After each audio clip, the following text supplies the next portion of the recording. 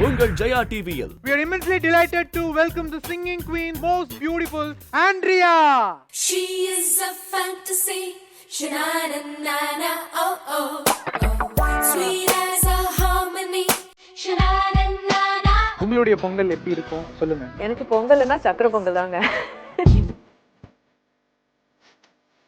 I had my first boyfriend in my first year of college. So because of him, I ended up getting into theatre. அவருடைய அந்த ஒரு அவரோட புஷ்ஷால தான். மகாராசா எங்கயா இருக்க?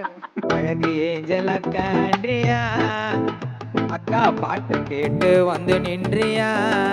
உங்களுடைய சோலை டச் பண்ண ஒரு பாட்டு அப்படின்னா என்னடி மாயாவி.